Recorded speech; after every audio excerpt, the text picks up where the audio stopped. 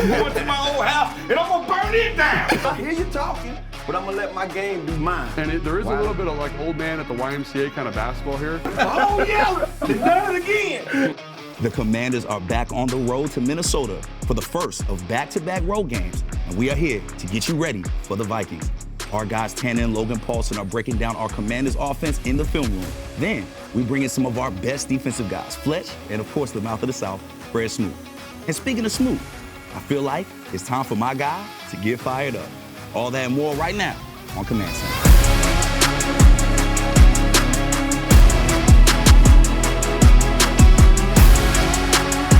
Welcome into Command Center from the Big Bear AI Command Center studio. I'm your host, Brian Colbert Jr. here with some excellent guys. We got Fred Smoot in the building, Logan Paulson, of course, Mr. 8 to the 9, Santana Moss. Fellas, the other night in Northwest, it was overtime. I felt like we were going to see some of that magic from last season. It felt like it. Our guys still performed, but we did not get the win over the Denver Broncos. Fred, I'm going to start with you, man. It was cold out there, rainy a little bit, man. How was you feeling? Well, it felt like the first Rocky movie. You got to the end, Rocky was triumphant, and then you realize Rocky didn't win. But the fight that he put up, that's all still that mattered. inspiring. It inspired you, and they inspired me. These guys went blow for blow with the best team in the AFC. That taught me a lot about this team. There's no quit in this team.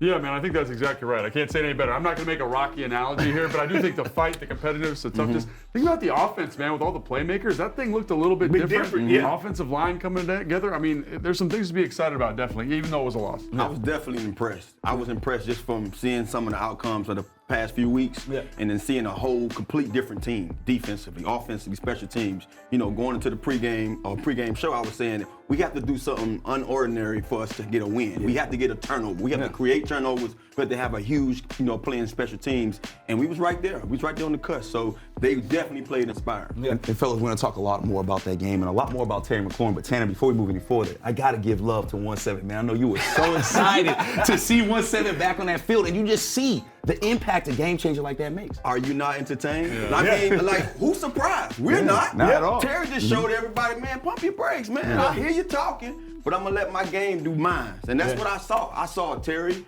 McLaurin motivated like he's always been. He told y'all last week when he came back, man, I feel real fast. I feel like myself. And he went out there and did that, man. So, this is something to the fans, man. I understand you guys are fans, and we love you and hate you for the same reasons like you love and hate us as players for the same reasons. But allow players to be players, man. They're going to have their day. They're going to always have the last say so, and that's what Terry did. We're going to talk more about this offense. Tan and Logan, y'all are going to head into the film room right now. Me and Fred are going to kick it.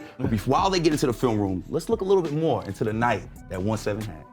This is Mission Ready, powered by Big Bear AI. Mission Ready AI for a rapidly evolving world. Now, Terry McLaurin's return proved to be a difference maker once again. After being sidelined Week 8 with a quad injury, Scary Terry returned in a major way, putting up a season-high 96 yards on 7 receptions, including an overtime touchdown. Fred, your boy Terry was back out there, man. I know nobody was more excited than you. First of all, when that mask started going down, I know right then somebody could get robbed. This guy was like, you can tell that he hadn't played in a while. He had that itch. He wanted to get out there. And then he went blow for blow with Patrick Surtain. To me, the best cornerback in football. And what I saw was a heavyweight match. Blow for blow. They kept going at each other. He would knock a ball down, he would catch a ball, and they kept going. I love the competition. And did you see how much Terry opened up the whole offense? The running game, the blocking, the receiving, everybody. It was great. And that's exactly what Terry did for this offense, because Washington pulled up nearly 300 passing yards against a Denver defense that entered Week 13 6th against the pass. Now, tight end Zach Ertz led the Commanders with a season-high 106 yards on 10 receptions, followed by McLaurin's 96-yard night, and of course, receiver Deebo Samuel Sr. added 64 yards on 5 receptions. Our offense was getting off. Great to have 1-7 back. Now let's send it to the film room with Logan Paulson and Santana Moss. Mask on. This is your best seat in the house, presented by SeatGeek. The most disruptive idea in ticketing, a ticket that works. Expect the expected. SeatGeek. Thanks, BC. All right, everyone's talking about Terry McLaurin coming back in the lineup here, and he is a guy that I feel like had a great game, obviously, but I think his impact 10 is more what it does for everybody else. It just makes everybody better. You know what I mean? He makes the whole offense game plan that much, more. And I think also he frees up a lot of things that we don't see until he's out there on the field. Absolutely. So this is a great example of what we're talking about here. Right now they're going to get to a 4-by-1. So 1, 2, 3, 4. This is really like kind of in the NBA 10 when you clear out the key and you say, hey, we got isolation basketball going on up top, right? So this is against Patrick Surtain. He followed him all night, right? Yeah. Terry's going to run a little slant here. Tana, walk me through this slant because I love how he runs the slants, the patience, and then the power catching the football. Just doing your job, nothing special. Yeah. Terry put a simple foot in the ground. Yeah. He didn't go up there and do all this stuff. Yeah. So these people telling you to do nowadays in these training videos, he went up, put a foot in the ground, said, I'm gonna beat my guy with speed. Surtain is one of those guys. He's a technician. He want to stay on top. He want to make sure everything's sound. He had a game plan that I'm gonna make sure I stay on top, and Terry knew that. Put that foot in the ground, came across tight and slip, and Mariota put it on the dot. Yeah, and the other thing, too, that I love about this is watch the physicality here, right? This is Hufanga, man. That's a big-time safety. He's a physical dude getting downhill.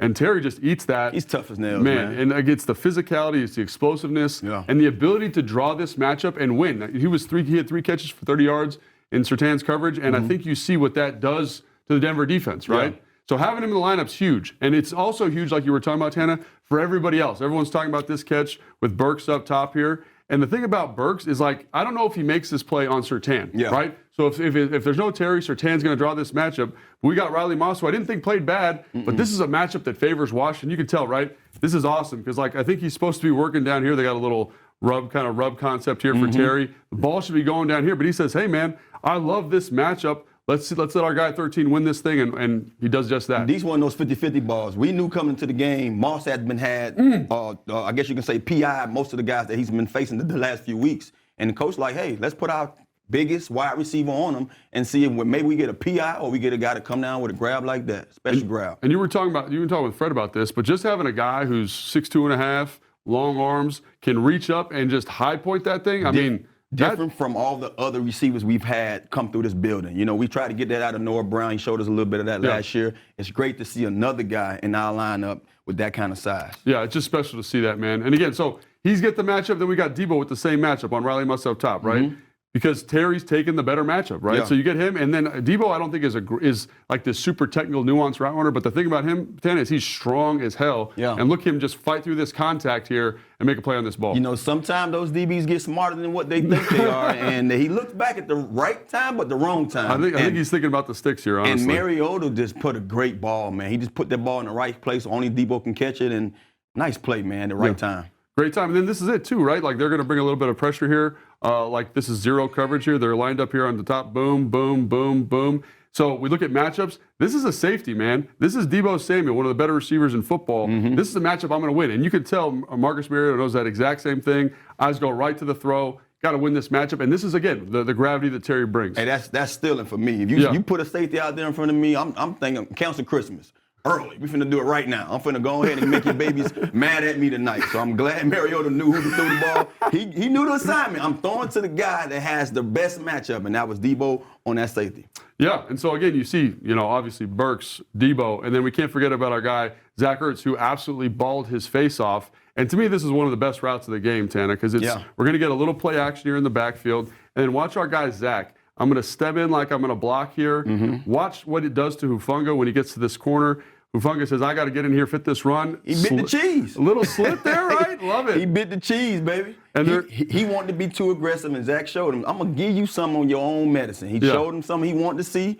He bit it. He went for it, and Zach, let him to sleep, man. And there is a little bit of like old man at the YMCA kind of basketball here. He always finds a way to get open. And again, when you get matchups like this for Zach, he's going to win every time. And again, that's what Terry brings to this offense. So Zach, obviously, great day, great game. Had a huge milestone in this ball game. He's a walking yellow jacket.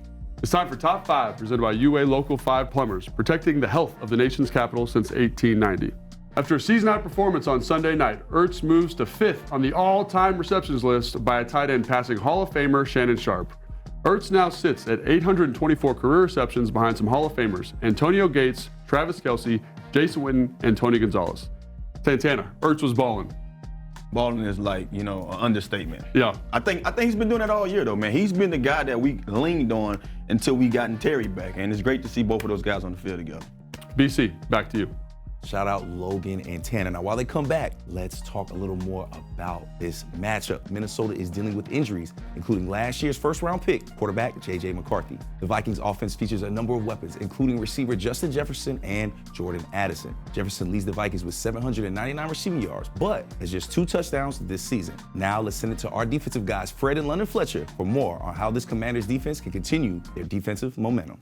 This is your can't miss moment presented by FanDuel. Make every moment more with FanDuel, an official partner of the Washington Commanders. Fletcher, Fred, take it away. Fred Smoot here. I'm with the one and only London Fletcher on the Players Club set. London, what can Kinlaw, Payne, and that defensive line do to stop this offense in Minnesota? You know, I call him the law firm of Kinlaw and Payne. I like it. Hey, listen, did you see Deron Payne against the Denver Broncos? I saw. Destroying blocks, making tackles. Kinlaw, he's been disruptive all season long. One thing, when you look at this Minnesota Vikings offense, they're obviously struggling. Quarterback is a situation. Quarterback situation, not what you want. But this is a game where the defensive line has to go in there and impose its will on this Vikings offense. I feel the same way. Don't allow them to get any type of confidence. I love the way Dan Quinn has been calling the defenses. He's mixed up some different pressures. Yep. Coverage. He's playing a lot more zone coverage. I would say kind of bend but don't break, right? Yeah, a lot more zone coverage, keeping everything in front of the guys. But it wouldn't surprise me if maybe they started to dial up a little bit more pressure. Because of the quarterback situation. Because of the quarterback situation. We don't know if McCarthy's going to be the quarterback or is it going to be Brosmer. Yeah. Brosmer struggled through 4 interceptions against the Seattle Seahawks. But it starts with the defensive front. Yep. These guys have to get at the quarterback. Now, you're talking about not just the quarterback situation, but the wide receiver situation with Addison and Jefferson. Jefferson could be one of the best, if not the best wide receiver. Addison is a problem when it comes to defensive backs. How you get them off the spot? That's the key, man. It helps that you're struggling at the quarterback. Starting with Justin Jefferson, if he's not the best receiver in the he's the second best. He's the second best. Yeah.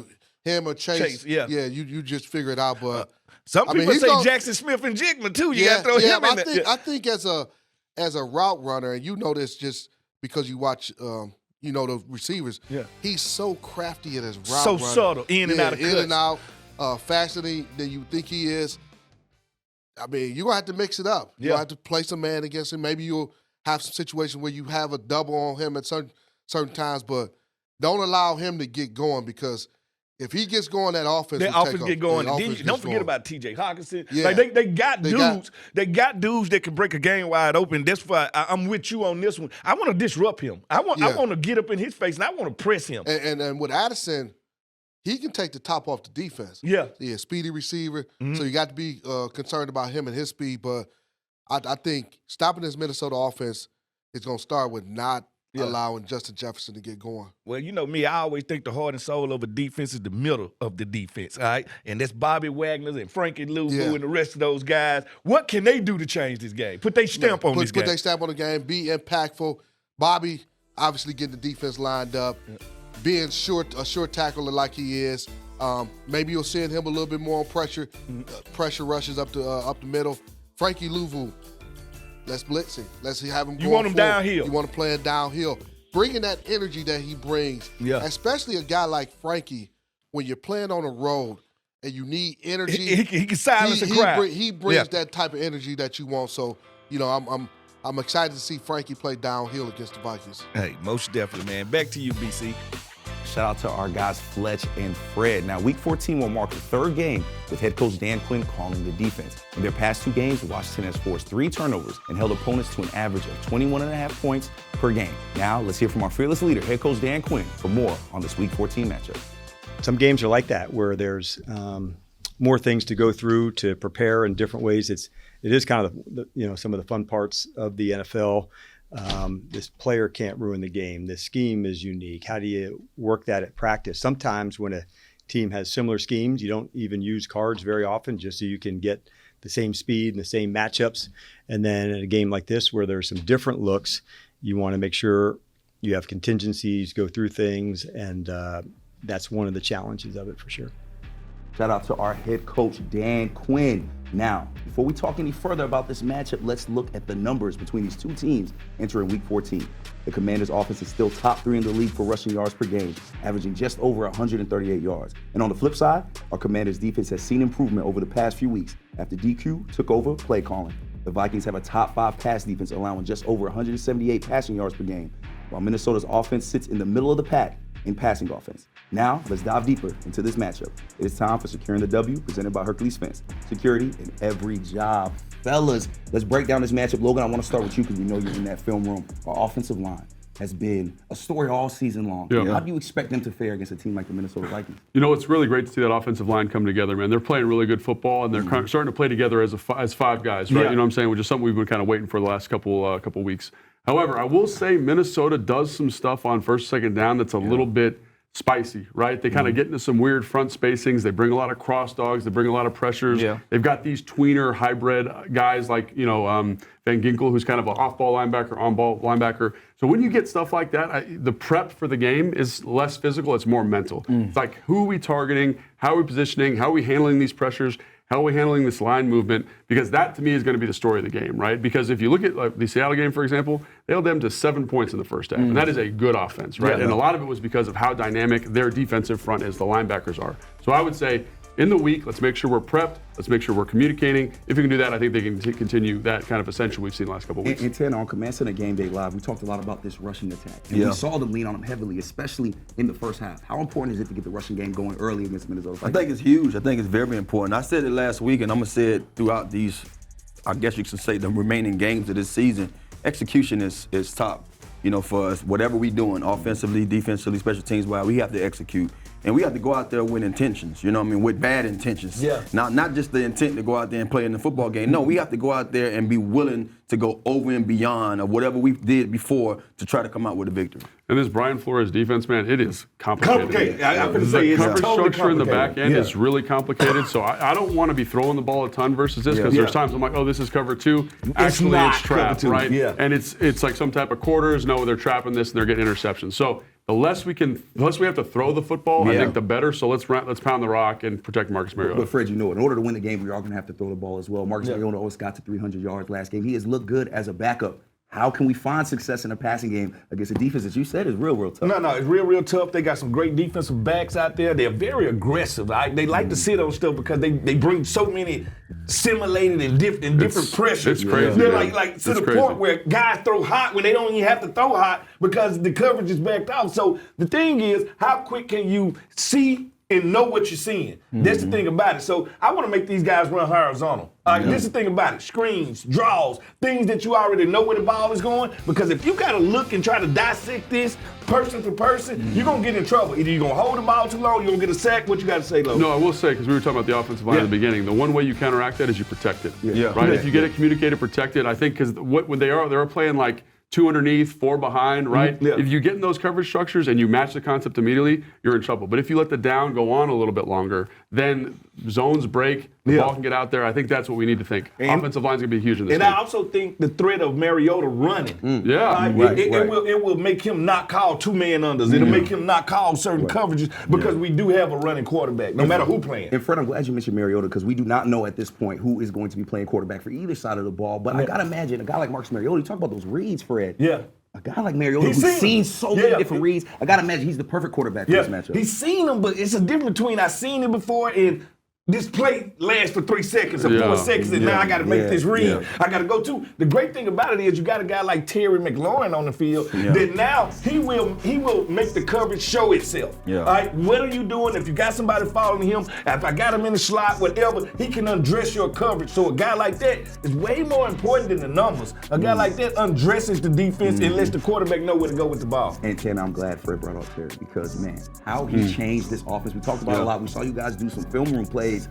Terry, Zach Ertz, Deebo Samuel. Those are the guys we have leaned on all season long. But now that Terry's back, I got to imagine it makes things a lot easier for Ertz and Deebo. This is what we've been talking about all season long. When you put out a product and you have the kind of results that we've been having, everybody like, oh, this team is losing. I mean, well, one thing we talked about is just the injuries. But it's just who was injured. Yeah. And when you have a guy that means so much to your offense, like Terry, in your passing game, now you see why. So it's just I'm thrilled just for him to be out there.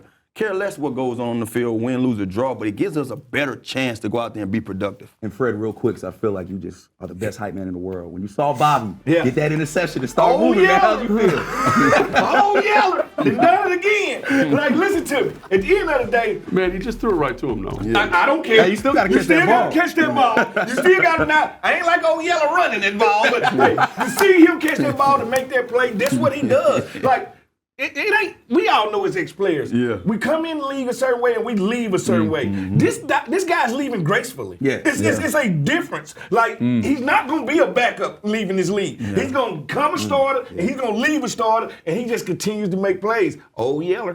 Fellas, we are excited to see Bobby and our entire Commanders offense and defense against the Minnesota Vikings. Let's take a look at how y'all can tune in.